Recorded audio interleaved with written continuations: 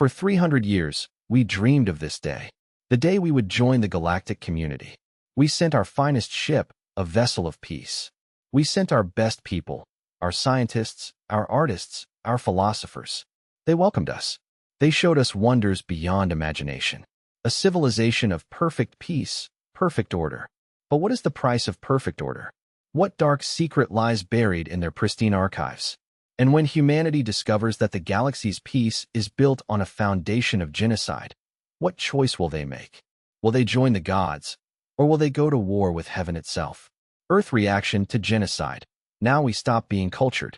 Before first contact is made, subscribe to the channel for the full, uncensored record, and activate the like button to show your support for the mission. Alright, let's begin the story. Captain Eris Thorne stood on the bridge of the United Earth ship Serenity. The vessel was a testament to a century of human unity and hope, a gleaming white spear sailing through the silent, endless night. It carried no weapons. Its mission was not conquest, but conversation. Its crew were not soldiers, but humanity's brightest and most hopeful minds, scientists, artists, philosophers, and diplomats. Before them, suspended in the void, was the Nexus Combine's capital station, Sanctuary. It was a structure of impossible grace, a spinning lattice of light and living, pearlescent metal that dwarfed anything humanity had ever conceived. It didn't just occupy space, it graced it. "We're receiving their welcome signal, Captain," said Lieutenant Sarah Kim, her voice filled with a reverence that echoed through the bridge. "They're assigning us a docking vector. It's beautiful." Eris nodded, his heart pounding a steady, disciplined rhythm against his ribs. A decade of his life, and the dreams of all of human history, had been dedicated to this single moment. He had studied their fragmented language, deciphered from distant, ancient signals. He had learned their complex laws, their serene customs. He was as ready as any human could be to meet a god. As the Serenity was guided into a docking bay large enough to hold a small city, the chosen delegates gathered in the main airlock. Dr. Lena Petrova, her hands gently cradling a case containing the complete human genome and research that had cured every disease known to man.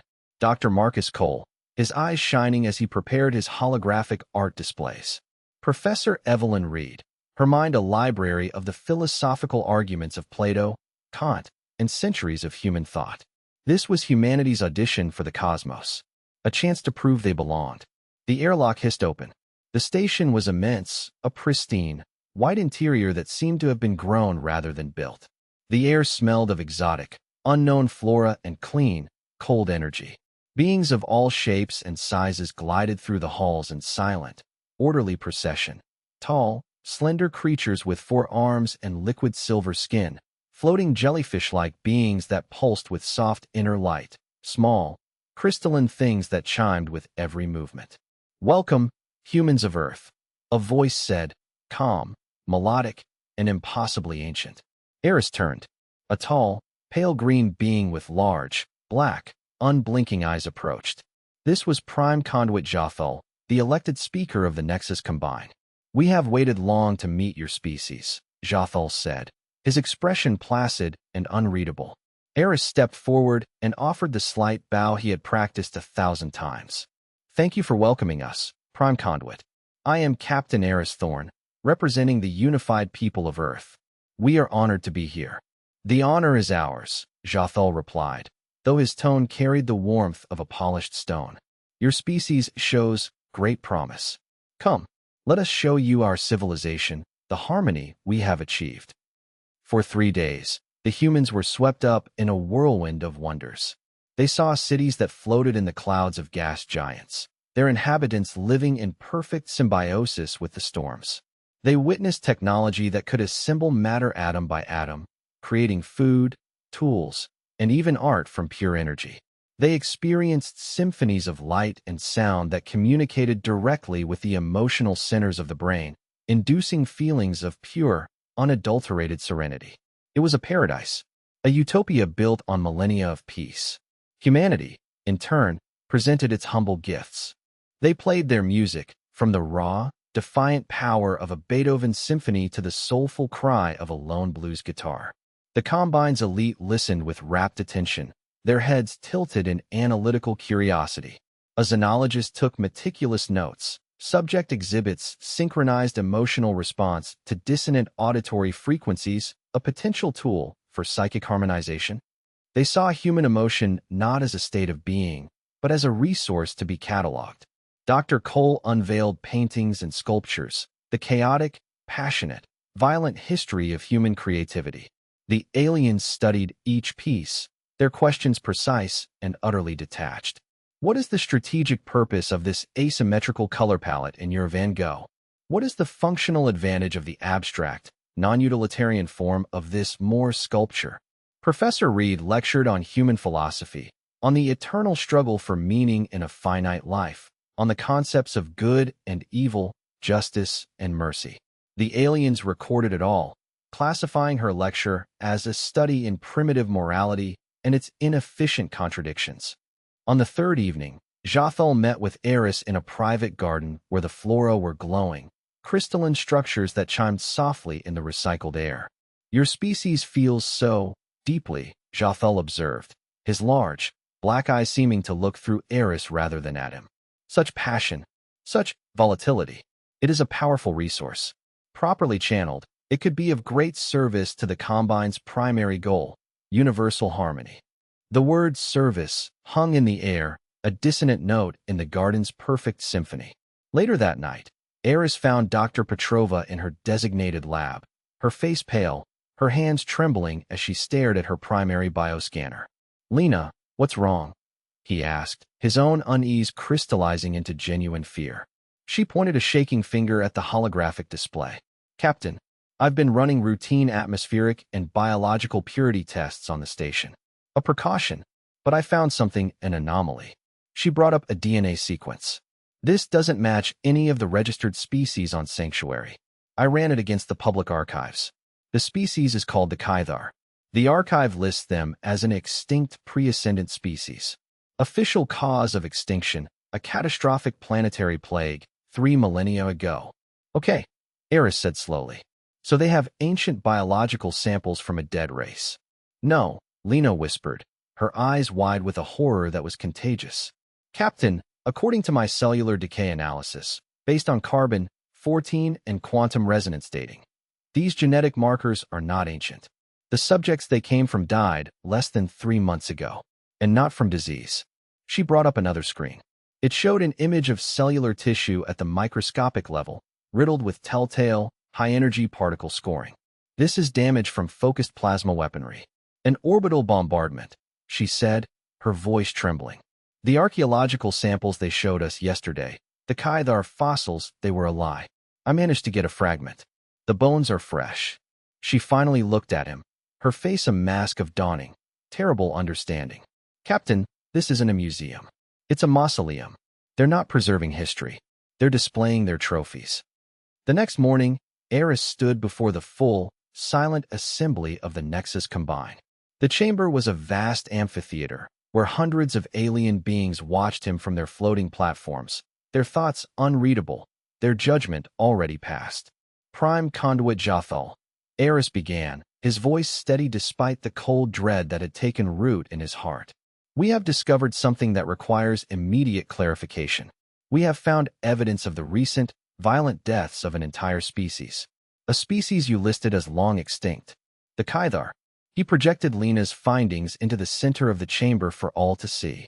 The DNA analysis. The impossible timeline.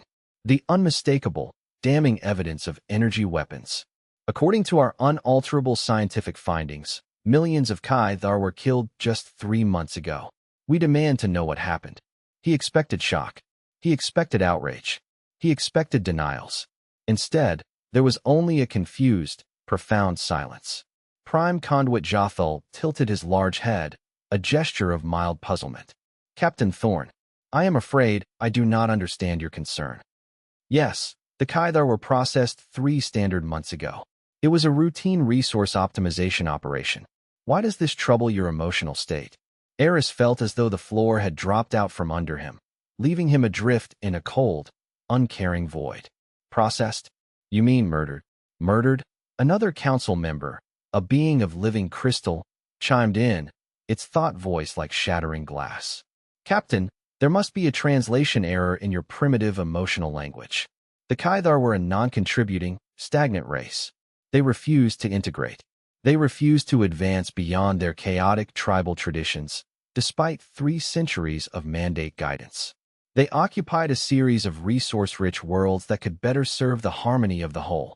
Their removal was not malice. It was horticulture. We were simply weeding the garden. You killed an entire species, an entire civilization, because they didn't meet your definition of progress? Eris asked, his voice a choked whisper. We optimized resource allocation, Jathal explained patiently, as if to a child who could not grasp simple arithmetic. The galaxy is a finely tuned machine. Aberrations, inefficiencies, weeds must be pruned to ensure the proper function of the whole. Your emotional response to this logical process is, in itself, an indicator of your species' primitive nature. How many? Eris asked, the words barely audible. How many species have you pruned?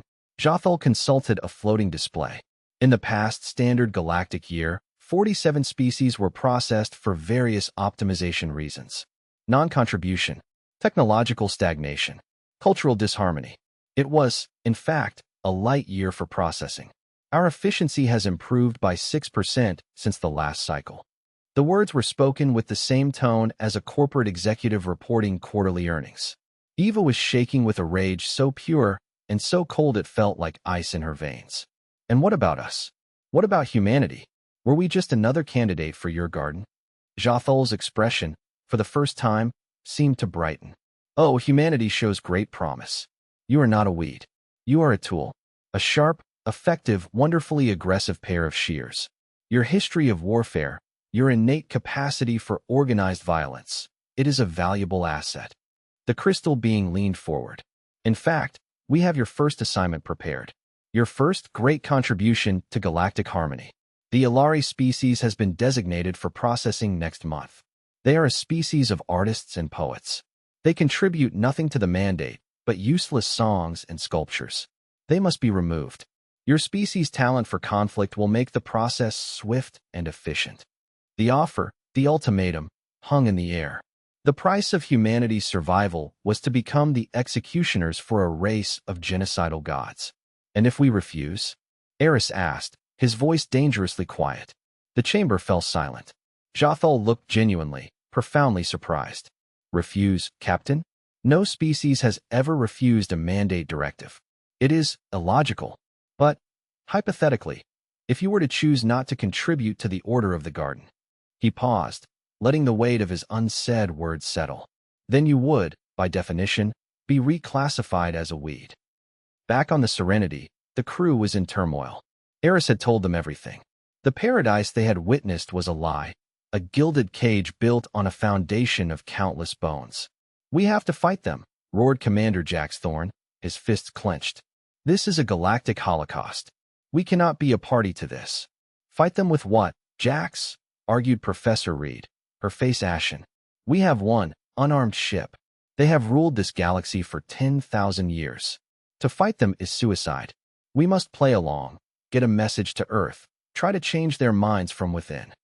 You don't change the minds of mass murderers, Jack shot back. You stop them, by any means necessary. Eris listened to the arguments, but his decision was already made. He went to the communication room and sent a single, encrypted, high-bandwidth data burst to Earth. A message containing everything he had learned.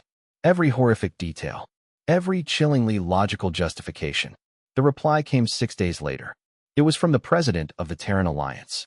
It was broadcast on the bridge of the Serenity for all to hear. A final, definitive answer from home. Captain Thorne, we have reviewed your report.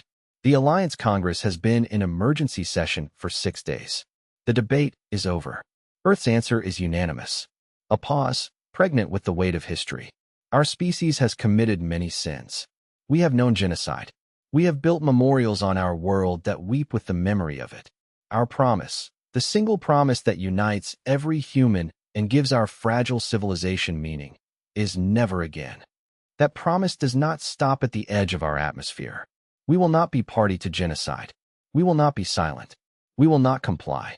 The president's face was hard as stone, a reflection of the entire planet's unified resolve. You are authorized to take any and all action necessary to protect your crew and to save innocent lives by any means necessary. That is what we do. That is who we are." The message ended. Eris turned to his crew. The arguments had ceased. There was only a grim, unified purpose. He contacted Prime Conduit Jothal. "Captain Thorn, I trust you are ready to accept your species' first noble task?" "Prime Conduit Jothal," Eris said, his voice cold and clear as the void. "Humanity respectfully declines to participate in the murder of the Yalari people. Furthermore, we will not allow you to murder them. Allow us." "Captain, you are in no position to." "Let me be very clear," Eris interrupted. "Any mandate vessel that enters the Yalari system will be considered an act of war against the Terran Alliance. We will defend them." Eris cut the communication. He turned to Jax Thorn. "Commander, set a course for the Yalari system. Maximum speed." "Captain," Thorn said, a slow, dangerous grin spreading across his face. "We're going to war with the entire galaxy in a science vessel." "Yes," Eris replied. "They're about to learn what happens when you corner a species that has nothing left to lose." As the Serenity jumped to FTL, a second, hidden message was already streaking towards a secret command bunker on Mars. A message with a single, prearranged command code. "Activate Argus. Activate Aegis. The war has begun." The Nexus Combine was not concerned. They dispatched a Harmony enforcement fleet of 50 cruisers to the Yalari system to begin the processing and to swat away the insolent human ship. They never arrived. Halfway there, in the cold darkness of interstellar space, they were ambushed. From the blackness, a fleet of black, angular warships materialized, as if from nowhere. They were not ships of peace. They were predators, built for one purpose: war. This was the Aegis fleet. The shield humanity had been secretly building for 100 years. The battle lasted 47 seconds. The mandate ships, designed to fight honorable, predictable battles against primitives, were met with tactics born from humanity's chaotic and bloody history. Electronic warfare that turned their own networked sensors against them. Swarms of intelligent drones that moved like a single, furious mind.